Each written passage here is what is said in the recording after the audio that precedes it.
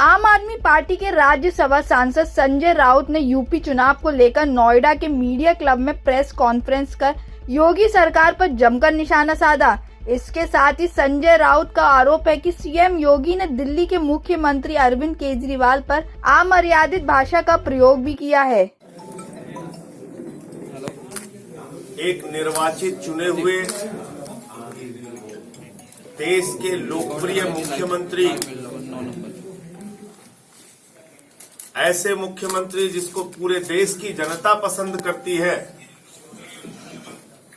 अरविंद केजरीवाल को सुनो केजरीवाल कह के संबोधित किया। इस प्रकार की अमर्यादित भाषा का इस्तेमाल एक चुने हुए मुख्यमंत्री के लिए करना इस बात को दर्शाता है कि आदित्यनाथ जी भले ही दुर्भाग्य से उत्तर प्रदेश के मुख्यमंत्री बन गए हों, लेकिन उनकी भाषा चौराहे छाप नेता की है। वो एक चौराहे छाप नेता की भाषा बोल रहे हैं। एक चुने हुए मुख्यमंत्री के लिए ऐसे शब्दों का इस्तेमाल कर रहे हैं। और जिस कोरोना प्रबंधन की वो बात कर रहे हैं, मैं ये कहना चाहता हूं कि कोरोना के कुप्रबंधन की एकमात्र जीवित स्मारक अगर कोई हिंदुस्तान में है तो उसका नाम है आदित्यनाथ। और ये मैं क्यों कह रहा हूं, एक एक करके बताता हूं आपको। उत्तर प्रदेश में हमने देखा, नदी के घाट पर, प्रयागराज हो, गाजीपुर हो, कानपुर हो, बलिया हो, लाशें सड़ी हुई मिली, चील कौवे कुत्ते नोच रहे थे। ये उसके दृश्य है, लोग भूले नहीं। ये उसके दृश्य है, ये कोरोना कुप्रबंधन के दृश्य है।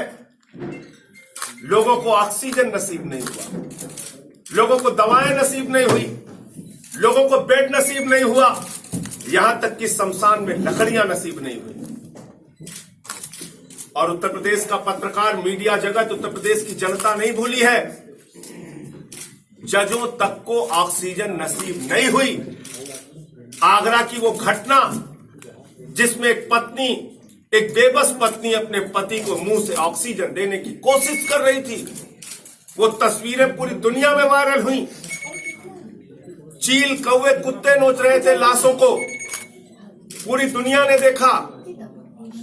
लोग भूले नहीं हैं। कोरोना के कुप्रबंधन की हालत ये थी कि उत्तर प्रदेश के अंदर ऑक्सीमीटर जो 800 रुपए का आता है, 5000 में खरीदा गया। 1600 का थर्मोमीटर 13000 में खरीदा गया। 12000 का ऑक्सीजन सिलेंडर 55000 में खरीदा गया। 8 लाख का बच्चों के लिए इस्तेमाल होने वाला वेंटिलेटर 22 लाख में खरीदा गया। शमशान में दलाली खा रही थी आदित्यनाथ जी की सरकार, कोरोना में घोटाले कर रही थी, और उन घोटालों के सारे कागजात मैंने लोकायुक्त को दिया। लोकायुक्त की जांच चल रही है जिस सरकार के खिलाफ कोरोना घोटाले में, वो दिल्ली की सरकार पे सवाल उठा रहे हैं, वो अरविंद केजरीवाल की सरकार पे सवाल उठा रहे हैं। आपने कैसे 5 साल उत्तर प्रदेश को चलाया, हम भूले नहीं है। हम भूले नहीं है। ब्राह्मण समाज की एक बेटी खुशी दुबे जेल में आज भी 1.5 साल से सड़ रही है। हम भूले नहीं है प्रभात मिश्रा का फर्जी इनकाउंटर कर दिया गया, 12वीं में पढ़ने वाला बच्चा जिसके विरुद्ध एक भी एफआईआर दर्ज नहीं था। हम भूले नहीं है उत्तर प्रदेश की कानून व्यवस्था की बदहाली क्या थी कि हाथरस की गरीब बेटी को रात में 2 बजे जला दिया गया। मनीष गुप्ता का पुलिस वाले पीट पीट के उसकी हत्या कर देते हैं, इंद्रकांत त्रिपाठी की हत्या कर देते हैं। हम भूले नहीं है ये सारी घटनाएं। इसलिए कोरोना की महामारी में आदित्यनाथ की सरकार सबसे फिसड्डी और फेल सरकार साबित रही है। और दिल्ली की केजरीवाल सरकार ने दुनिया का सबसे बड़ा हॉस्पिटल दिल्ली में बनाया कोरोना का। ऑक्सीजन का इंतजाम किया, आईसीयू का इंतजाम किया, दवाओं का इंतजाम किया, प्लाज्मा थेरेपी कराई। ये सारा कुछ मैनेजमेंट करके पूरी दुनिया में जिस सरकार की तारीफ हो रही है कोरोना मैनेजमेंट में, उसकी आलोचना प्रधानमंत्री जी कर रहे हैं, सदन के अंदर कर रहे हैं। संसद का नियम होता है, कोई भी सदस्य किसी राज्य सरकार की आलोचना नहीं कर सकता। कोई आलोचना कर रहा होता है तो खुद सभापति जी उसको रोकते हैं। और हमारे देश के प्रधानमंत्री सदन के उन नियमों की धज्जियां उड़ा रहे हैं। एक राज्य सरकार की आलोचना अपनी राजनीति के लिए कर रहे हैं। मैं पूछना चाहता हूं प्रधानमंत्री जी, आप कहां थे कोरोना के काल में? कोरोना की महामारी में जब लाखों लोग मर रहे थे, जब उनको ऑक्सीजन नसीब नहीं हो रही थी, नदी के घाट पे लाशें पड़ी हुई थी, आप कहां थे? आपको मैं याद दिलाता हूं, आप बंगाल के चुनाव प्रचार में थे और आप भाषण दे रहे थे। पीछे तक पीछे तक पीछे पीछे तक सिर्फ लोग ही लोग नजर आ रहे हैं। आप लाखों लोगों की भीड़ इकट्ठा करके कोरोना फैलाने वाले व्यक्तियों में आप थे। आपने कोरोना को रोकने या कोरोना के प्रबंधन के लिए कोई काम हिंदुस्तान के लिए, इस देश के लिए कोई काम नहीं किया। और ये आपका गुनाह देश की जनता कभी माफ नहीं करेगी।